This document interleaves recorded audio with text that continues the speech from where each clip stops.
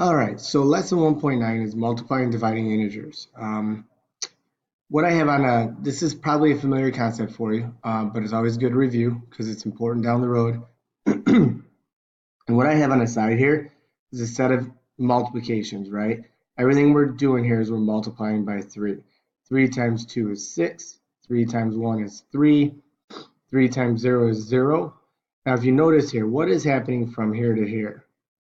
Each time you're going down 3. So if I go down 3 more, what is 3 times negative 1 going to be? That would be negative 3. And if I go down 3 again from negative 3, right, what would that be? 3 times negative 2 would be negative 6. So what you have to notice here is when we're multiplying a positive times a negative, the answer we're going to get is going to be, excuse me, a negative. So when you multiply different signs, whether it's a positive times a negative or a negative times a positive, your answer will always be negative. Okay? What happens if we have same signs, right? So we already know a positive times a positive is a what? Positive. But what would a negative times a negative be? Over on the side here, what I have is I wrote down, again, some multiplications. The only thing is now I'm multiplying by negative 3 each time. And when I multiply here, negative 3 times 2 is going to give me negative 6. Negative 3 times 1 we know is going to be negative 3. Negative 3 times 0 is going to be 0. Now what you have to notice here is what's happening from negative 6 to negative 3 to 0. Here you went up 3. Here you went up 3. So when I go to the next step and I go up 3, negative 3 times negative 1 would end up being positive 3. And if I go up 3 again, negative 3 times negative 2 would be positive 6. So different signs, your answer is going to be negative. Same signs, whether it's a positive times a positive or a negative times a negative, your answer is going to be a positive. Let's do some quick examples here. 7 times negative 2, you have different signs, so your sign is negative. 7 times 2 is 14. Negative 6 times 4, different signs, so it's negative 24. Now here, negative times a negative, that's going to be a positive 72. Now when you start multiplying 3 numbers, right, you can only multiply 2 numbers at a time, such as negative 4 times 8 is negative 32. Now I can multiply that by negative 2, which will give me a negative times a negative, which is a positive 64. Okay, next one, negative 4 times negative 3 is positive 12. 12 times negative 2, now different signs, so you're going to get negative 24. The key here that I want you to notice, we talked about this a little bit last year, when you multiply an even number of negatives, your answer is going to be positive. And if you multiply an odd number of negatives, so here we have 1, 2, 3 negatives, your answer would be negative. If you understand that, great. If not, it's not a huge deal. Okay, it's just a little shortcut. Now, dividing integers.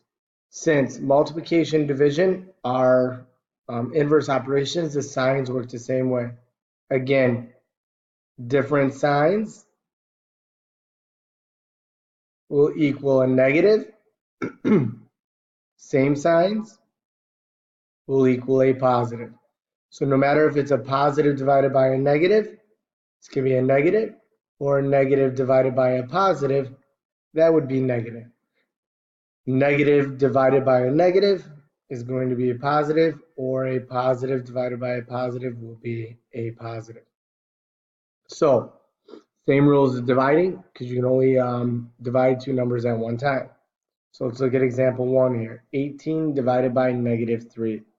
Okay, different signs. We know our answer is negative. 18 divided by 3 is 6. This, negative 24 divided by negative 3, same signs, equals positive 8. Negative 20 divided by 10, negative 2. Okay, So that should be pretty reasonable. So now let's look at example 1 here. It says, after it is launched from a boat, Deep River Roads descends into the ocean at a rate of 60 feet per minute. So when we talk about this rate, because it's descending, right, 60 feet per minute, we're going to say the rate is negative 60 feet per minute. How deep is the rover after 3 minutes? So they're basically telling us our time is 3 minutes. So how far we went, or the depth, would be equal to your rate times your time. And in this case, it's negative 60 times 3, which would be a negative 180 feet. All right. So example 2, the temperatures in Alaska for the week was -9, -12, 9, 4, -2. What was the average temperature for the week? Well, if you remember how to calculate average, average is the sum divided by the items. So in this case, we have to take all these temperatures and add them up. So we get -9 plus -12 plus 9 plus 4 plus -2. Although I don't like plus negative, we'll make it work this time. Then I'm going to divide it by how many days did I record the temperature. This is 5. So if I add these up real quick, what do I get? Well, -9 plus -12 is -21, plus 9 is -12, plus 4 is -8, plus -2 is -10, and -10 divided by 5 is -2 degrees Celsius. So the average temperature over the 5-day span would be -2 degrees Celsius. Okay? So you try the next interesting example on your own and come back and check your answer. Sammy Hayes is a running back for Sandburg. He had carries for 10 yards, -5 yards, 7 yards, 9 yards, -11 yards. What was his average carry, and why is it that low? Well, we know again the average is a sum, so we're going to add up all these gains, right? So 10 plus -5 plus 7 plus 9 plus, excuse me, -11. And I'm going to take all of those and divide it by 5. So 10 minus 5 is 5, plus 7 is 12, plus 9 is 21, plus -11 is 10. So you did have positive yardage, right? But your average was kind of low. 10 divided by 5 is 2 yards per carry. So why is it that low? Well, one reason I could probably think is Coach Farina was the linebacker. That's right. Don't you forget that. All right, go get the 1-9 notes down. Do the 1-9 practice worksheet and reteaching worksheet, and then send me the information. Later.